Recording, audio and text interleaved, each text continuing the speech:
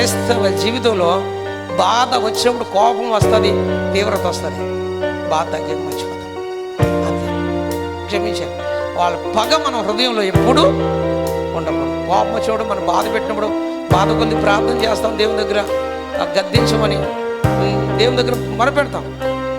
కానీ ఆ కాసేపటికి మరలా ఏం చేస్తామంటే మరలా అదే క్రైస్తవ జీవితం.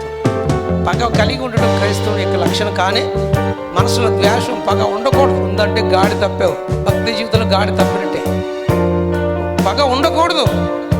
ఒకవేళ నీకు హాని చేశారు, వాళ్ళు మంచి వాళ్ళు కాదని దూరంగా ఉండు, అంతే తప్ప నీ హృదయంలో వారి పట్ల ఏమి ఉండకూడదు, పగ ఉండకూడదు. వాళ్ళు మంచివాళ్ళు కాదంటే వాళ్ళు తప్పించుకుని, వాళ్ళు మంచివాళ్ళు కాదు అనుకుంటే నువ్వేం చేయాలంటే వాళ్ళకు దూరంగా ఉండు, అంతవరకే. అన్నారు జాగ్రత్తగా ఉంటుంది, అంతవరకే.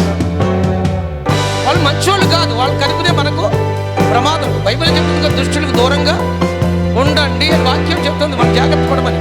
అంతే తప్ప పగ కలిగి ఉండకూడదు. మనకు నష్టం చేశారు వాస్తవమే, అది బాధ కలిగింది వాస్తవమే.